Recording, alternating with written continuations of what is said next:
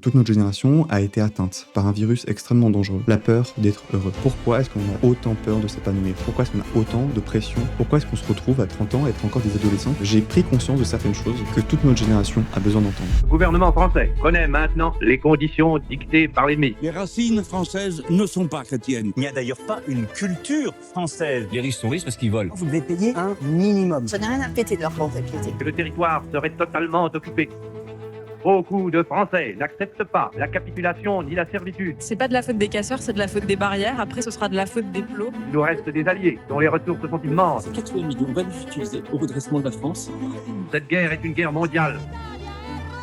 L'honneur, le bon sens, l'intérêt supérieur de la patrie commandent à tous les Français libres de continuer le combat. J'invite tous les Français qui veulent rester libres à m'écouter et à me suivre. Vive la France, libre dans l'honneur et dans l'indépendance.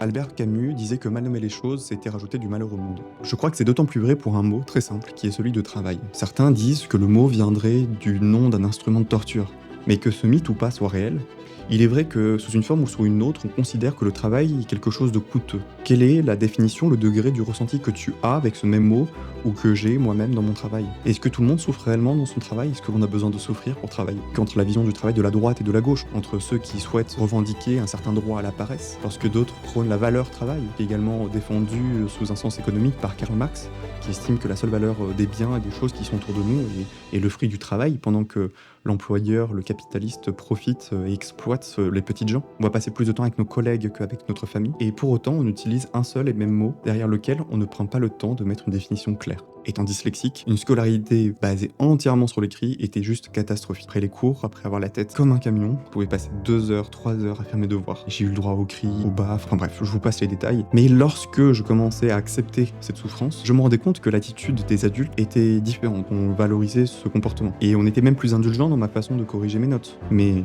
dans le fond, le savoir, est-ce que je l'avais? Est-ce que je pouvais le restituer comme on me le demandait? Comme il était demandé aux autres? Non. On abaissait les standards, on valorisait le simple fait que je donne mon maximum. Même si cela coûtait ma joie de vivre, ma flamme et ma curiosité d'enfant en fait. Du coup, je pense que c'était le premier point qui m'a fait associer travail, souffrance et vertu. En même temps, lorsque je pouvais avoir du temps pour aller regarder la télé, je pouvais passer des heures et des heures à regarder C'est pas sorcier, Trouve-le, National Geographic et puis tout un tas d'autres émissions scientifiques. J'adorais ça. Et de temps en temps, en classe, je pouvais lâcher des perles de savoir comme ça, mais ça n'avait aucune importance puisque tout se passe à l'écrit. Donc ce n'était pas valorisé. Je n'ai jamais conçu que ce temps que je passais devant la télé était un apprentissage. Et à partir de là, je pense que c'était le premier point qui m'a fait associer travail, souffrance et vertu. Si le travail est vertueux, si la souffrance c'est le travail, comment réussir à ne pas passer toute une vie de souffrance? Et puisque je suis de nature à faire les choses à fond, j'ai eu tendance à souffrir à fond et chercher à plaire au maximum, sauf que ça m'a tué. Jusqu'au jour où j'ai découvert les livres du jour. Et là, ça a été un monde incroyable. Pour la première fois, je suis capable d'ingurgiter des informations, d'apprendre sur un monde différent, le fait qu'il y ait des gens qui ont réussi à s'en sortir sans avoir de diplôme. Le système scolaire, je voyais bien autour de moi que ça marchait pour 90% des gens, mais pour moi, ça ne me convenait pas. Avec l'arrivée d'Internet, l'accessibilité de l'information, je voyais bien que je me retrouvais avec des adultes qui étaient aigris, m'expliquer comment est-ce que je vais vivre dans un monde que eux ont connu et qui n'existe déjà plus au moment où ils sont en train de me l'apprendre. Pour moi, ça a rebattu complètement les cartes. Je quitte en fait complètement le système scolaire pour apprendre par moi-même. Je suis passionné par la photo, je suis passionné par la vidéo et je vais en faire mon métier.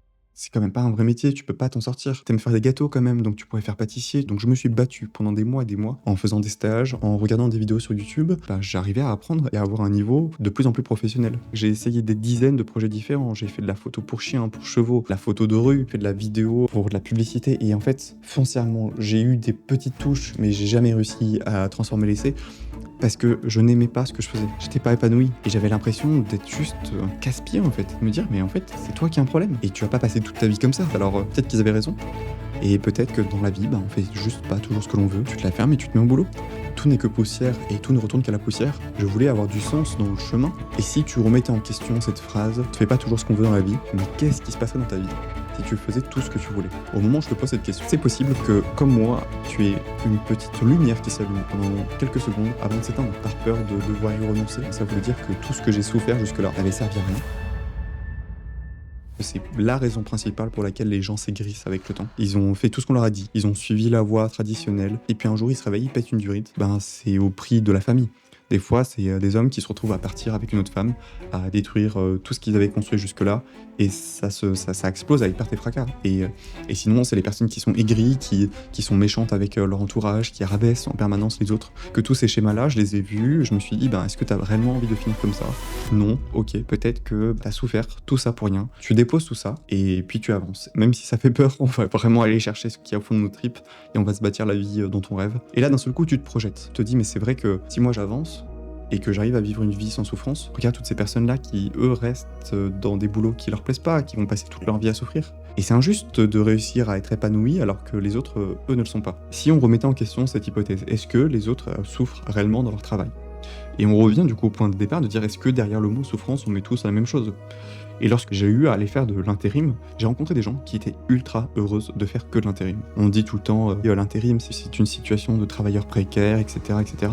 Moi, j'avoue que j'en ai vu assez peu des travailleurs précaires qui souffraient de leur situation. Pour la plupart, ils étaient très contents de leur boulot. Ils étaient contents de pouvoir changer régulièrement. Ils étaient contents que l'intérim paye plus que d'autres travails, de pouvoir se prendre des vacances en plus, des avantages que ça fournissait. Et c'était un mode de vie qui leur convenait en fait. J'ai rencontré des personnes pour qui le travail était simplement c'était pas, je dirais, une source d'épanouissement en tant que tel. C'était pas le travail, mais plutôt ce qu'il apportait. Le fait de pouvoir assurer un revenu pour sa femme, pour ses enfants. Et puis pour lui, que ce soit déplacer des camions, être sur une ligne d'usine, ça changeait pas grand-chose. Son sens, il le trouvait ailleurs. Mais il y a quand même des gens qui sont contraints. Mais qu'est-ce qui me dit qu'ils sont pas autant libres que moi, à ce moment-là, de faire ce cheminement et de se donner les moyens d'en sortir?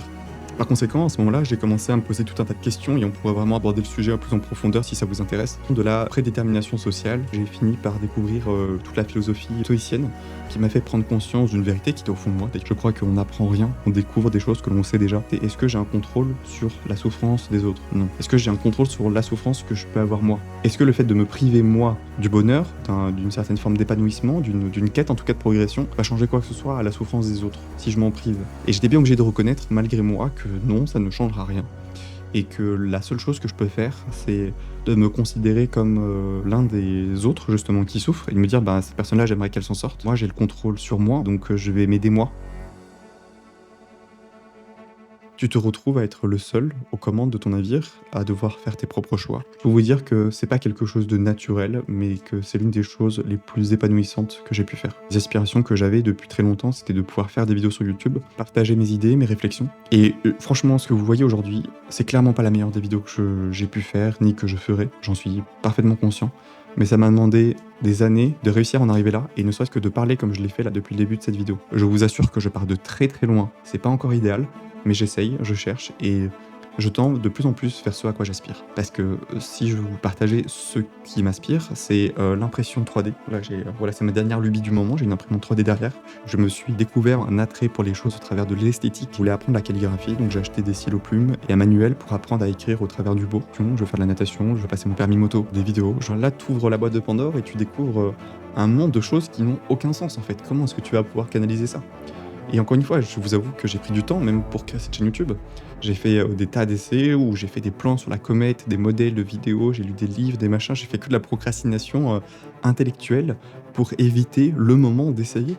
Et en fait, c'est l'action qui donne l'information et c'est pas l'information qui mène à l'action. Du coup, je suis sûr que cette vidéo sera clairement pas parfaite. Il y a des chances que dans 3 jours, je me déteste me voir en vidéo. Mais en tout cas, j'aurai une information supplémentaire sur quelle est la voie à prendre ou non. Vraiment, je vous assure, suivez ce que vous aimez et vous allez voir qu'au fur et à mesure, le dessin va se tracer. Mais n'attendez pas que ça vienne de l'extérieur. Mais c'est un combat que notre génération doit mener parce qu'on a un pays qui vit avec toute une génération de boomers communistes. Si on ne se prend pas en main, personne ne le fera à notre place. Et je crois que c'est vrai à l'échelle individuelle, à l'échelle de notre pays, à l'échelle de notre civilisation. Aujourd'hui, une accessibilité énorme à l'information, aux opportunités. Peu importe ce qui te passionne, ce qui t'intéresse, tu peux trouver des gens grâce à Internet qui partagent les mêmes centres d'intérêt que toi, partout dans le monde. Et c'est tellement bête de se retrouver avec autant de richesses à portée de main, et pour autant d'être aussi pauvre et aussi enfermé à passer toute notre vie à faire quelque chose qui ne nous plaît pas. On va en parler encore sur cette chaîne, plein de manières différentes. Si cette vidéo t'a plu, laisse-moi un commentaire. Si t'as des questions, laisse un like. Donne-moi un retour, voilà, quel qu'il soit, si tu as des pistes d'amélioration, si ça t'a apporté quelque chose. Surtout si ça t'a apporté quelque chose, je serais ravi de l'entendre. Je te souhaite de t'abonner à cette chaîne. À bientôt.